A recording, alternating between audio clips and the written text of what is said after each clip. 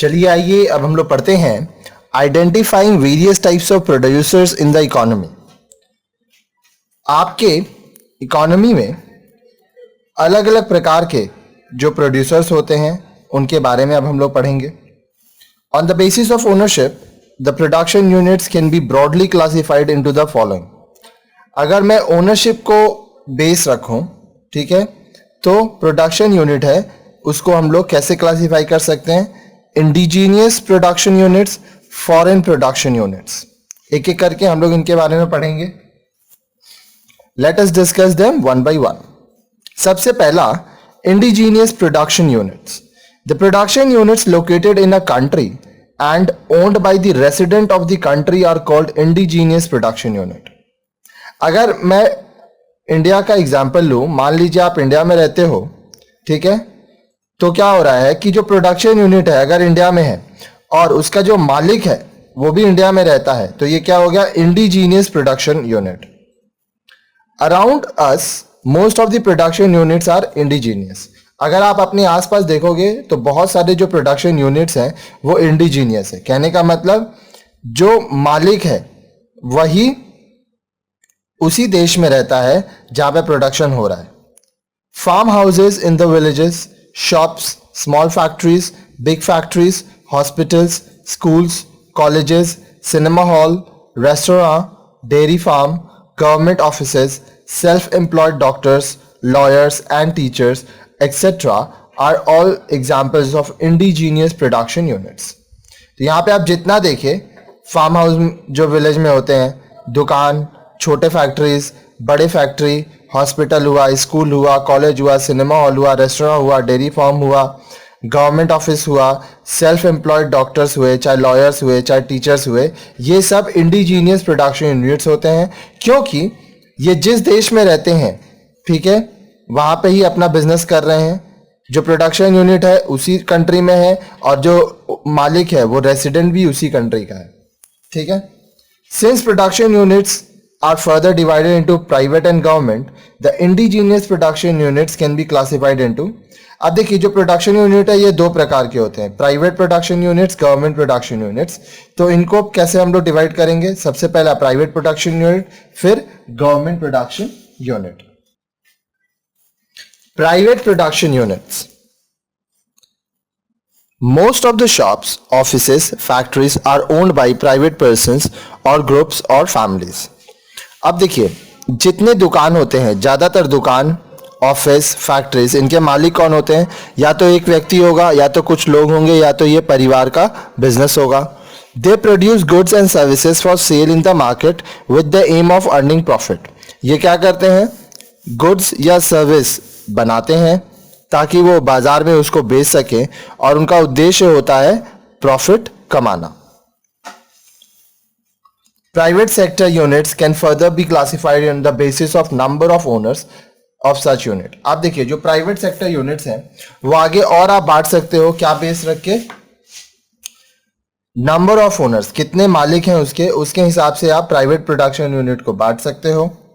Most of the small units like labour, washerman, cobbler, tailor, milk vendor etcetera are owned by a single person. अब देखिए एक व्यक्ति बहुत सारे units को चला सकता है। जैसे मान लीजिए कोई लेबर हुआ, वॉशरमैन हुआ, कॉबलर हुआ, टेलर हुआ, मिल्क वेंडर, ये अकेले ही प्रोडक्शन यूनिट चलाते हैं अपना।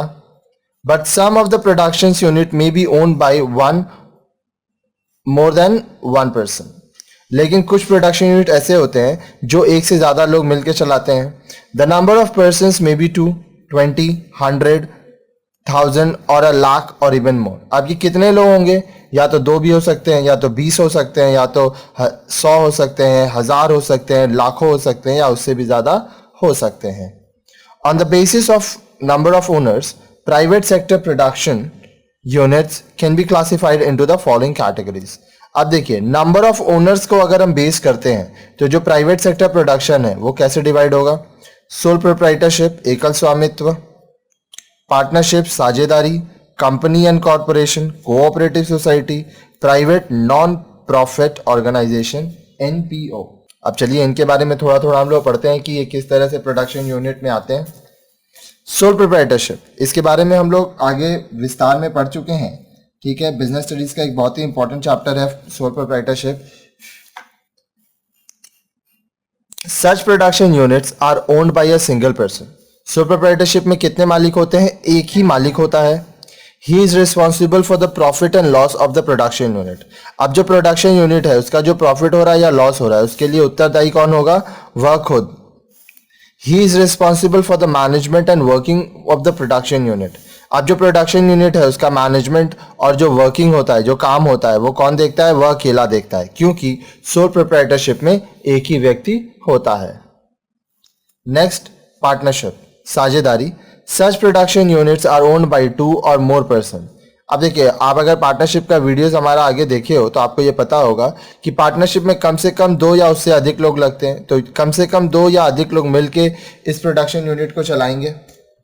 Maximum number is 20। अब देखिए, मैक्सिमम पार्टनरशिप में कितने लोग हो सकते हैं? 20। Owners of such production units are called partners of the company. अब देखिए, जहां पे पार्टनरशिप है वहां पे जो प्रोडक्शन यूनिट्स के ओनर्स होते हैं, मालिक, उनको पार्टनर्स कहा जाता है। All the partners are collectively responsible for the management and working of the production unit. अब जितने पार्टनर्स होते हैं वो सब मिलके जो प्रोडक्शन यूनिट में काम हो रहा है, मैनेजमेंट हो रहा है, उसके लिए उत्तरदायी होते हैं। The share of profit and loss is distributed among the partners according to agreement made at the time of forming the partnership. अब देखिए, जो प्रॉफिट है वो कैसे बटेगा? प्रॉफिट हो चाहे लॉस हो, जब अग्रीमेंट हो रहा था, पार्टनरशिप बनाया जा रहा था, उस समय अग्रीमेंट में ये लिखा रहता है कि प्रॉफिट और लॉस किस हिसाब से बटेगा। नेक्स्ट, कंपनी और corporation. It is a production unit owned by a large number of person. अब देखिए, कंपनी और कॉर्पोरेशन में जो प्रोडक्शन यूनिट होते हैं उसमें बहुत सारे लोग होते हैं। The sum invested in the company is divided into shares. अब जो पैसा कंपनी में लगता है उसको शेयर्स में डिवाइड किया जाता है। अगर आप हमारे अकाउंट्स के वीडियो को देखेंगे तो वहां पे आप देखोगे कंपनी में introduction, issue of shares, forfeiture of shares, री इशू ऑफ शेयर्स, साथ ही साथ डिबेंचर्स का भी वीडियोस बना के डाला हुआ है। तो ये जो कंपनी का कॉन्सेप्ट है ये पूरा आपका क्लियर हो जाएगा। बोल रहा है द सम इज डिवाइडेड और invested in the company by dividing into shares. तो शेयर्स के में आप डिवाइड करते हो। फॉर एन एग्जांपल, अगर मान लीजिए आपको 10 लाख रुपए चाहिए और आपका एक शेयर 100 रुपए का है, तो आप इसको 100 से डिवाइड करेंगे तो आपका 10,000 शेयर्स आ जाएगा। The buyers of the shares are called share holders. अब जो लोग ये शेयर्स खरीदेंगे उनको शेयर होल्डर्स बोलते हैं हम लोग। They are all the owners of the company. अब जिनके पास शेयर है वो कंपनी का मालिक है।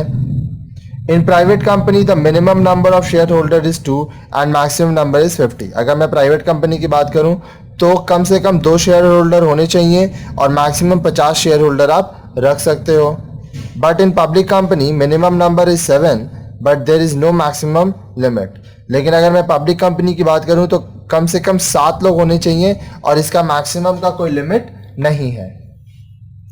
These shareholders select some persons from the management of the company who are called directors of the company. अब जो ये शेयर होल्डर्स हैं ये क्या करते हैं? कंपनी के जो मैनेजमेंट में लोग हैं उनमें से चुनते हैं किसी को और उनको डायरेक्टर्स ऑफ द कंपनी बनाते हैं, जो कंपनी का सारा हिसाब किताब रखते हैं और सारा कंपनी को चलाने का उत्तरदायी इनके हाथों में होता है। These companies are established under Companies Act 1956. अब ये जो कंपनी है ये कंपनीज एक्ट 1956 के अंदर इनका रजिस्ट्रेशन होता है।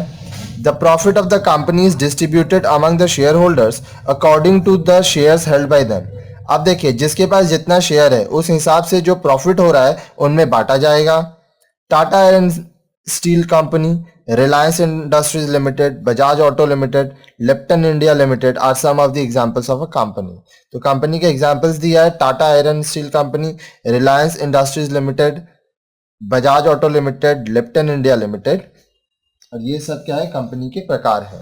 आगे देखिए, cooperative societies.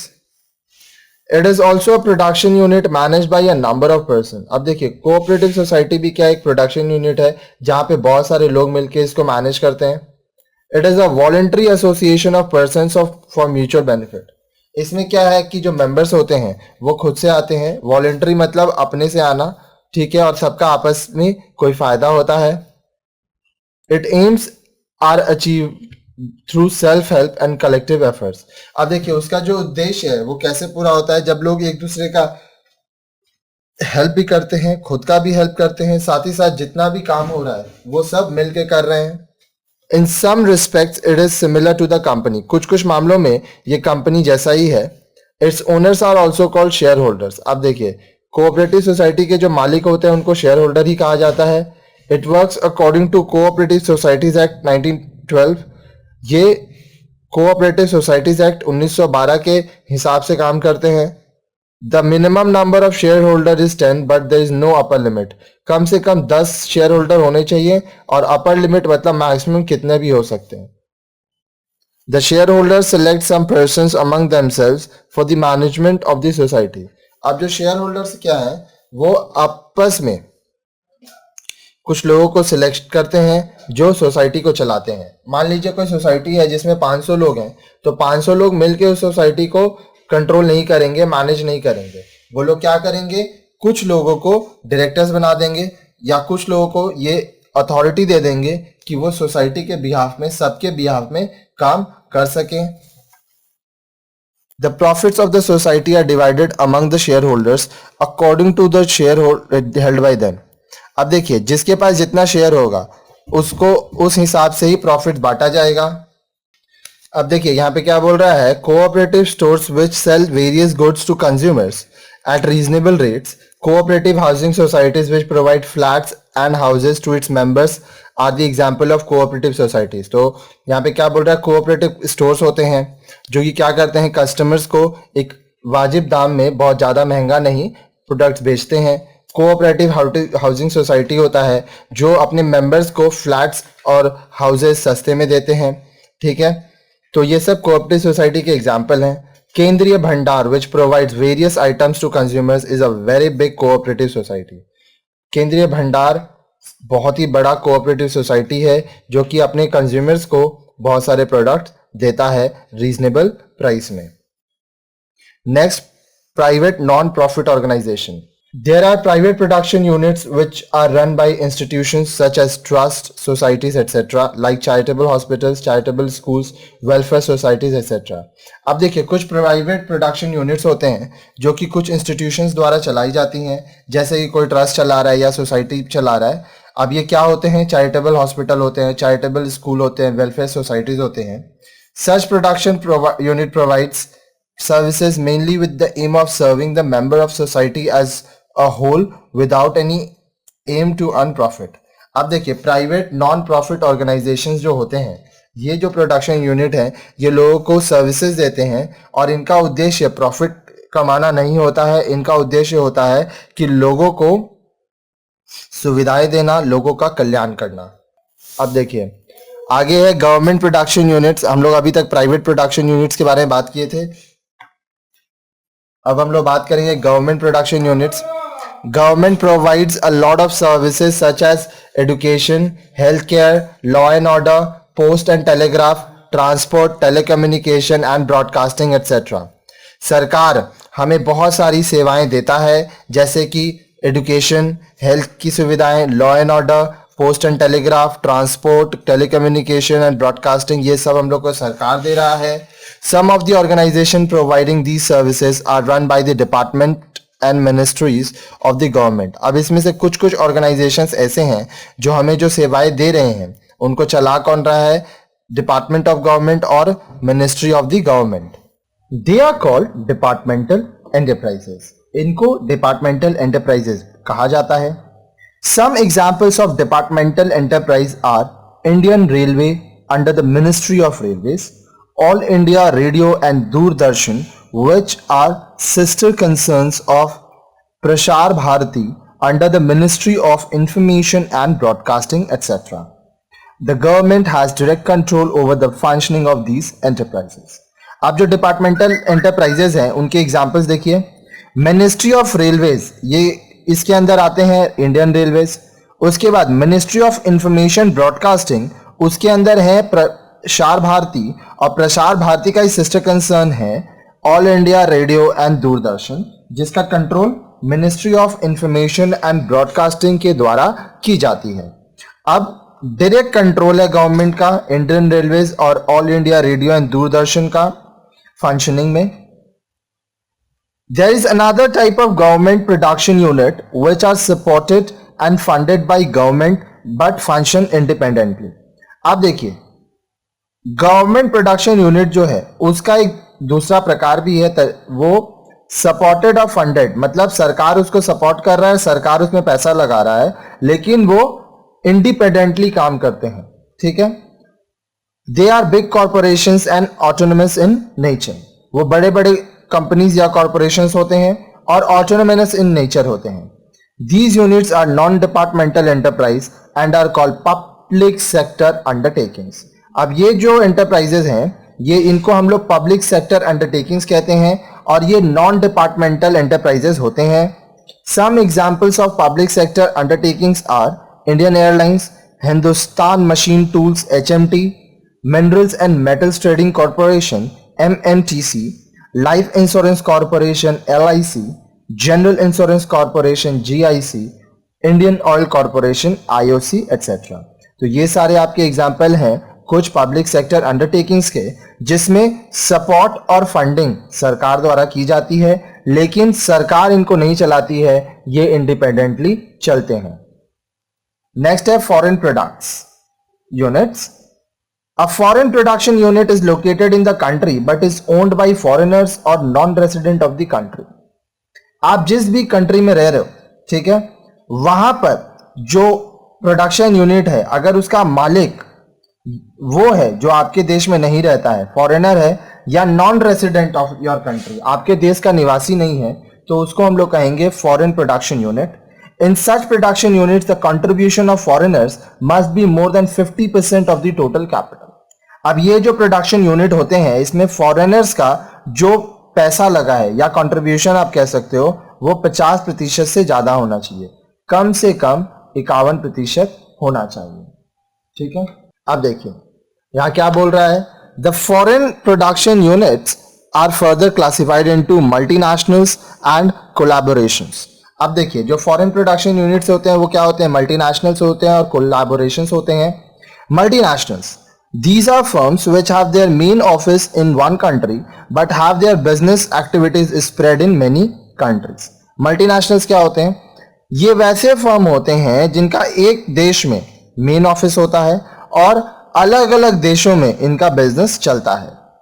These are called multinational corporations MNCs because they operate in more than one country other than the country of their origin.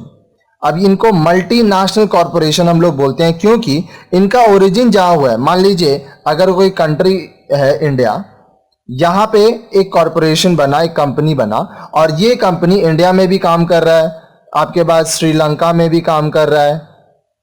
ठीक है. मान लीजिए USA में भी इसका है, मान लीजिए UK में भी इसका काम हो रहा है, मान लीजिए आपका बांग्लादेश में भी इसका काम हो रहा है. ठीक है. तो ये क्या है, ओरिजिन इंडिया में है लेकिन इसका जो काम है वो एक से ज्यादा देशों में हो रहा है, तो ये हो गया multinational corporations. Some example of MNCs in India are. अब देखिए भारत में जो MNCs हैं उनके एग्जांपल देखिए, Coca Cola, Pepsi Cola, Johnson and Johnson, Microsoft, Nokia, Sony, Samsung, International Business Machine IBM, Nestle, Vodafone, Airtel, LG, Google, Ford Motors, Hyundai, etc. Next है collaborations. These are production units in which foreigners and domestic entrepreneurs participate jointly. अब ये ऐसे production unit होते हैं जहां पे foreigners और domestic entrepreneurs. Domestic entrepreneurs क्या हुआ, मान लीजिए आप भारत में हैं तो भारत में जो लोग प्रोडक्शन कर रहे हैं वो हो गए डोमेस्टिक एंटरप्रेन्योर्स, और फॉरेनर्स जो बाहर से पैसा लगा रहे हैं ये दोनों मिल के प्रोडक्शन करते हैं. Such production units are partly indigenous and partly foreign. अब देखिए ये पार्टली इंडिजीनियस है क्योंकि इसमें डोमेस्टिक लोग भी हैं और पार्टली फॉरेन है क्योंकि इसमें विदेशी लोग भी हैं. These are treated as foreign production units in term of ownership if more than 50% of its total capital is contributed by the foreigners or non-residents. अब इनको हम लोग फॉरेन प्रोडक्शन यूनिट बोलेंगे कब, जब इनका कम से कम 50% मालिकाना हक फॉरेन में रहने वाले लोग, फॉरेनर्स या नॉन रेसिडेंट्स का कंट्रीब्यूशन हो। A good example of collaboration in India company with foreign company is Maruti Suzuki limited. Bharat में फॉरेन कंपनीज के साथ कोलैबोरेशन का एक अच्छा एग्जाम्पल है मारुति सुजुकी लिमिटेड। ठीक है।